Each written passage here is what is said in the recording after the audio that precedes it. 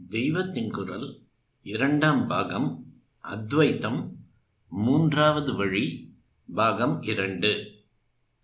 பகவானிடம் நாம் செல்வம், ஆரோக்கியம், புகழ் இப்படி எதையோ வேண்டுகிறோம். உண்மையில் மனமானது கண்டபடி அலையாமல் அதை கட்டுப்படுத்துவதற்குத்தான் சுவாமியின் அருளை நாம் கோர வேண்டும். மனம் அவசியமற்றவைகளை எல்லாம் செய்ய தூண்டும். கண்ணால் காணக்கூடாதவைகளை கண் பார்க்கிறது, காதால் கேட்கக்கூடாதவற்றை காது கேட்கிறது, நாக்கினால் ருசிக்கக்கூடாதவைகளை நாக்கு ருசிக்க துடிக்கிறது. இதற்கெல்லாம் காரணம் மனம் பல பொருட்களை கண்டு மயங்குவதுதான். இதற்கெல்லாம் மேலான அழகுள்ள பொருள் கிடைத்துவிட்டால் மனமானது இவற்றை விட்டுவிட்டு அந்த ஒரு அழகு வஸ்துவையே பற்றி கொண்டு திருந்திவிடும். ஒரு குழந்தைக்கு பொரி உருண்டையின் மேல் மிகவும் பிரியம். ஆனால் லாடு கிடைத்தால் அதே குழந்தை பொரி உருண்டையை தூக்கி எறிந்துவிட்டு லாடுவை எடுத்துக்கொள்கிறது. அதுபோல் மற்ற எல்லாவற்றையும் விட அழகான பொருள் கிடைத்தால் மனம் அதில் மயங்கி கட்டுண்டு கிடக்கும். அப்பேற்பட்ட அனைத்திலும் அழகிய வஸ்து ஈஸ்வரனே. பிச்சைக்காரனான நீ, மிக அழகுடையவனான நீ இந்த மனக்குரங்கை கட்டி பிடித்து கொண்டு போய் விடுவாயாக.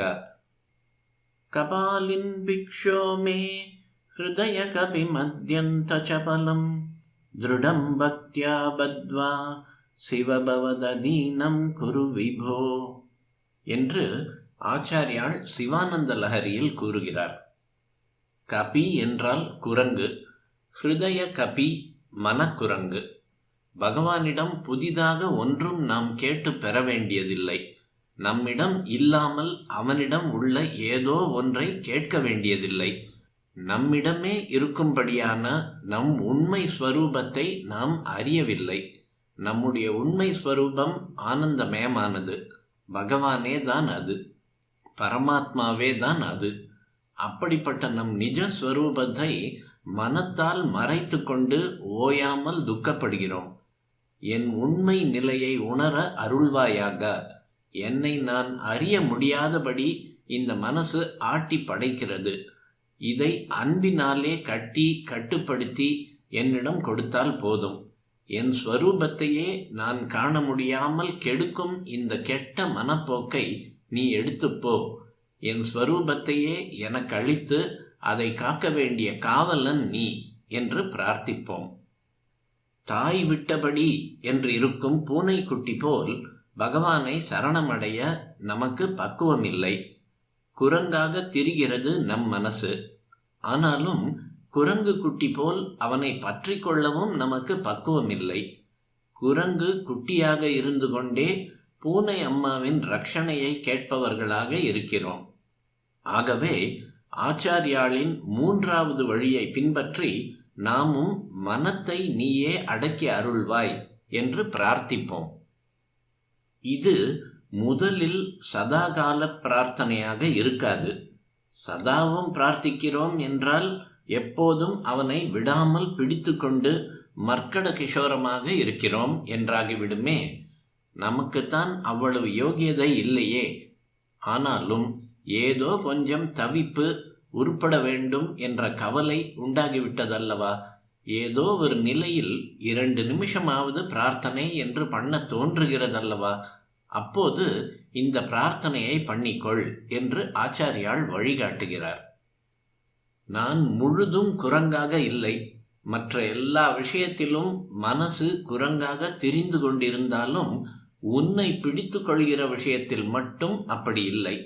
வரனுக்கு எல்லா குவாலிஃபிகேஷன்ஸும் தகுதியும் இருக்கிறது, ஆயுள் பாவம் மட்டும் இல்லை என்கிற மாதிரி எதில் முக்கியமாக குரங்காக இருக்க வேண்டுமோ அது ஒன்றை தவிர பாக்கி எல்லாவற்றிலும் குரங்காக இருக்கிறேன். அதனால் இந்த விஷயத்தில் நீதான் தாய் பூனை மாதிரி செய்ய வேண்டும். ஆனாலும் நான் முழு குரங்கு குட்டியாக இல்லாத போது உன்னை மட்டும் முழு தாய் பூனையாக இருக்க சொன்னால் அது நியாயமில்லை. உன்னிடம் அவ்வளவு பெரிய அனுகிரகம் எதிர்பார்க்க எனக்கு யோகியதை இல்லை. அதனால் ஒரே அடியாக நீ என்னை ஆட்கொண்டு நடத்தி கொண்டு போ என்று நான் சொல்லவில்லை. ஆனால் என் அலைபாயும் குரங்கு மனசையும் ஏதோ கொஞ்சம் சரி பண்ணி கொண்டு நான் இந்த நிமிஷம் உன்னை பிரார்த்திக்க வந்திருக்கிறேன் அல்லவா? இந்த பிரார்த்தனை இன்னும் வலுப்பதற்கு பக்தி கயிற்றால் சற்று என்னை கட்டிப்போடு. உன்னை விட்டுவிட்டு அந்த கயிற்றின் நீளத்திற்கு நான் ஓடிக்கொண்டுதான் இருப்பேன். நீயும் அந்த அளவுக்கு ஆட்டம் பார். ஆனால் ஒரே அடியாக உன்னிடமிருந்து நழுவி போவதற்கு விடாதே. இம்மாதிரி உன்னுடனேயே ஒட்டி கொண்டிராவிட்டாலும் உன்னை விட்டு ஒரே ஓட்டமாக ஓடாமல் நீ என்னை கொஞ்சம் விட்டு பிடித்தால் அதுவே இந்த ஸ்டேஜில் எனக்கு போதுமானது. உன்னை நான் விடாமல் மர்க்கட கிஷோரமாக பிடித்து கொள்வதோ, நீ என்னை விடாமல் பிடித்து கொள்வாய் என்று பூரணமாக நம்பி நான் எந்த பாரமும் இல்லாமல் மார்ஜார கிஷோரமாக கிடப்பதோ, இந்த இரண்டில் எதுவோ ஒன்று எப்போது வாய்க்கிறதோ அப்போது வாய்த்துவிட்டு போகட்டும். இப்போதைக்கு ஒரு நிமிஷம் நான் குரங்கு குட்டியாக இந்த பிரார்த்தனையாவது பண்ணுகிறேன் அல்லவா?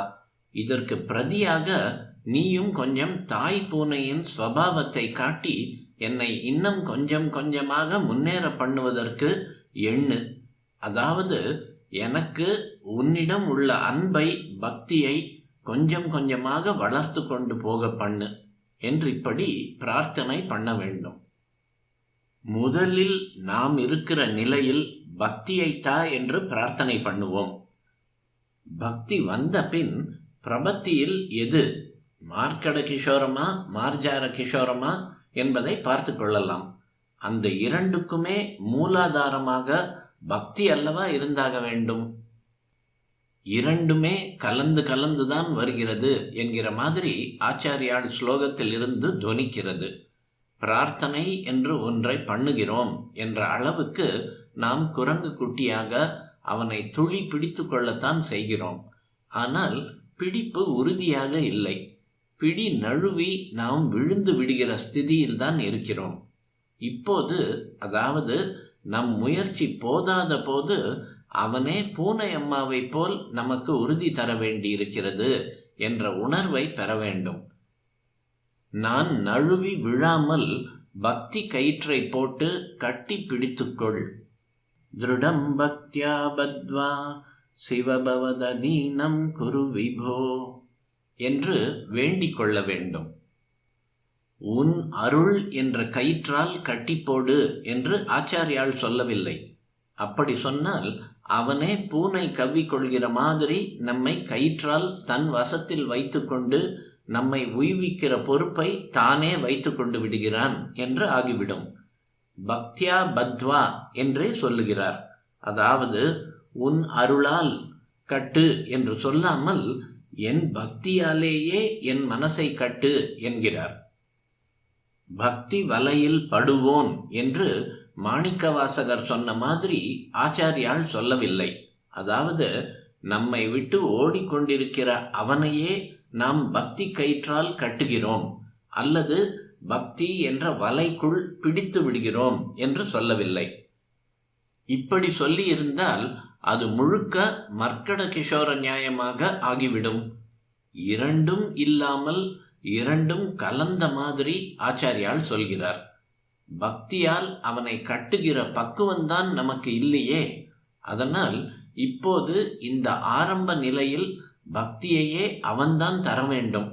நாம் பக்தியே செய்யாமல் அவனே நம்மை ஒரே அடியாக உய்வித்து மோட்சத்தில் சேர்த்து விட வேண்டும் என்று எதிர்பார்க்க கூடாது. அது ரொம்பவும் தகாத ஆசை. அதனால் பக்தியை கொடு, அப்படி கொடுப்பதே உன் அருள்தான் என்று வேண்டிக் கொள்ள வேண்டும். அவன் அருளாலே அவன் தாழ் வணங்கி என்று மாணிக்க வாசகரும் சொல்கிறது போல அவன் தன் அருளால் நேரே மோட்சத்துக்கு தூக்கி விடாமல் முதலில் நாம் அவனை பக்தி பண்ணுகிறதற்கே அருள் செய்ய, அப்புறம் நம் பக்திக்கு இறங்கி மோட்சம் தர வேண்டும். இப்படி புருஷ பிரயத்தனமும் தெய்வானுகிரகமும் கலந்து வந்தால்தான் நன்றாய் இருக்கிறது, நியாயமாய் இருக்கிறது.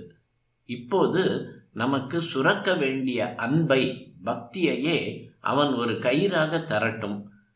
பக்தியால் நாம் அவனை கட்டுவதும் கட்டாததும் பிற்பாடு நடக்கிறபடி நடக்கட்டும். இப்போதைக்கு அவனே நாம் பக்தியை விட்டுவிடாத மாதிரி அதனால் நம்மை சுருக்கு போட்டு கட்டிவிடட்டும் என்று இப்படி மர்க்கட கிஷோர நியாயமாகவும் இல்லாமல் மார்ஜார கிஷோர நியாயமாகவும் இல்லாமல் ஒரு வழியை ஆச்சாரியால் சொல்லிக் கொடுக்கிறார். பிரபத்தியில் இப்படியா அப்படியா, குரங்கு குட்டியாக பற்றி கொள்ள வேண்டுமா அல்லது பூனை குட்டியாக தன் செயல் இல்லாமல் கிடக்க வேண்டுமா என்று வாதம் செய்து சண்டை போட்டு ஏதாவது ஒன்றை நிலைநாட்டி விடலாம். ஆனால் அது வெறும் வாதமாகத்தான் இருக்குமே தவிர காரியத்தில் நம்மில் அபூர்வமாக லட்சத்தில் ஒருத்தனை தவிர எவராலும் 2 விதங்களில் எதிலும் சரணாகதி பண்ண சாத்தியப்படாது. இதற்காக நாம் மனம் தளர்ந்து விடாமல் நம் நிலையிலும் சாத்தியப்படுகிற மாதிரி பக்தி வரம் தா அப்பா என்று பிரார்த்திக்க ஆச்சாரியால் வழி சொல்லிக் கொடுக்கிறார்.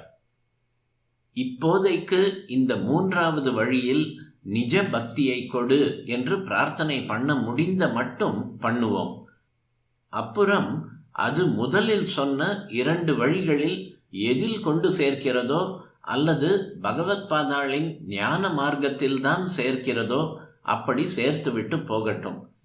எந்த நதியானாலும் முடிவில் அதை சமுத்திரம் எடுத்துக்கொள்கிற மாதிரி எந்த வழியானாலும் அதன் முடிவில் ஒருவனேயான பரமாத்மா நம்மை எடுத்துக்கொள்வான்.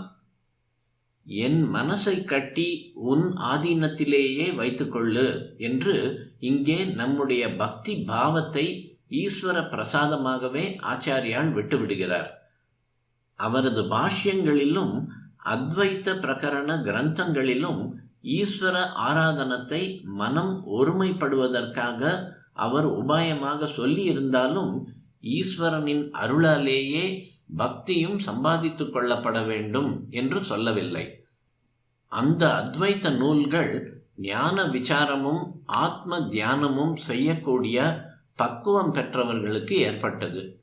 இங்கே சிவானந்த லஹரியில் நம் எல்லோராலும் முடிந்த பக்தி மார்க்கத்தை காட்டுவதால் இந்த மாதிரி சொல்கிறார்.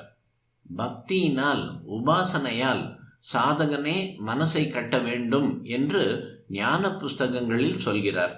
இங்கே ஈஸ்வரனிடம் அப்பா பக்தியை தந்து அதனால் எங்கள் மனசை கட்டிப்போடு என்று அவனிடமே விட்டு விடுகிறார் ஆச்சாரியால். ஹிருதய கபிம் அத்யந்த சபலம் என்று ஆச்சாரியால் சொல்கிறபடி மகா சபலத்துடன் தாவிக்கொண்டே இருக்கிற மனக்குரங்கை ஈஸ்வரன் கட்டி வைத்து முதலில் அது கயிற்றின் நீளத்துக்கு தாவுகிற மாதிரி விட்டு பிடித்தாலும் அப்புறம் அது அவன் ஆட்டினால்தான் ஆடுவது என்று குரங்காட்டியின் குரங்கு மாதிரி சும்மா இருக்கிறபடி செய்து விடுவான். மனசு இப்படி துளிக்கூட தானாக நகராத போது அதை அவனும் ஆட்டி வைக்காவிட்டால் அதுதான் மனமே அழிந்து போய் ஆத்மா மட்டும் பிரகாசிக்கிற அத்வைத்த சித்தியான மோட்சம். இப்படிப்பட்ட அத்வைத்தத்தை தருவதும் பரமாத்மாவின் கையில்தான் இருக்கிறது என்கிற மாதிரி இங்கே கயிற்றை அவன் கையிலேயே கொடுத்திருக்கிறார். இந்த ஸ்லோகம் பக்தி பிரார்த்தனையாக இருக்கும்போதே அதற்கு பலனாக பரமாத்மா ஞான மோட்சத்தை கொடுக்கவும் செய்யலாம் என்கிற அபிப்பிராயத்தையும் கொடுக்கிறது. பின்னாடி ஒரு ஸ்லோகத்தில் இந்த அபிப்பிராயம் இன்னும் கூட ஸ்பஷ்டமாக வருகிறது. அந்த ஸ்லோகத்தில் மனசை ஒரு மத யானைக்கு ஒப்பிட்டுவிட்டு இந்த யானையை ஞானம் என்கிற கருவியால் உன் பாதமான தரியில் கட்டிவிடு என்கிறார். ஹிருதயமதேபம் பதான சித்யந்த்ரைஹி. அங்கே பக்தியா பத்வா பக்தியினாலே கட்டு என்றவர் இங்கே பதான சித்யந்த்ரைஹி ஞானத்தால் கட்டு என்கிறார். பக்தியை தருவது, ஞானத்தை தருவது, அதனால் முடிவில் அத்வைத்தத்தையே தருவது ஆகிய எல்லாமும் பரமாத்ம பிரசாதமாகவே கிடைக்கக்கூடியவை என்று இதிலிருந்து தெரிகிறது. நமக்கு அவன் பக்தியை தந்து நாம் அவனை பக்தி பண்ணி கொண்டிருந்தாலே அவன் ஞான மோக்ஷாதிகளை கொடுத்து விடுவான் என்ற தாத்பரியம் ஏற்படுகிறது. அந்த பக்தியை முதலில் பிரார்த்திப்போம். அதனால் 2இல் ஒரு தினுசான சரணாகதி சித்திக்கும். அவன் விட்ட வழி என்று நம் மனசுக்கென்று ஆசையும் பிளானும் இல்லாமல் விட்டு விடுவதுதானே சரணாகதி. இதுவும் ஞான மார்க்கத்தில் மனசின் ஓட்டமே இல்லாத நிலை என்று சொல்லப்படுகிறதும் ஒன்றேதான். ஆத்ம விசாரத்தால் மனசை நிறுத்துவதற்கு பதில் இங்கே பக்தியால், அன்பினால் நிறுத்துகிறோம்.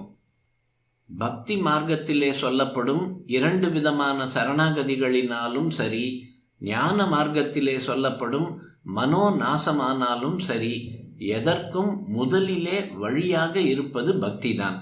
அதனால் ஆச்சாரியால் சொல்லிக் கொடுக்கிற மாதிரியே நாம் இப்போதுள்ள ஸ்திதியில் இந்த என் மனக்குரங்கை பக்தி என்ற கயிற்றால் திடமாக கட்டி உன் ஆதீனத்தில் வைத்துக்கொள்ளப்பா என்று பரமாத்மாவிடம் பிரார்த்தனை செய்வோம்.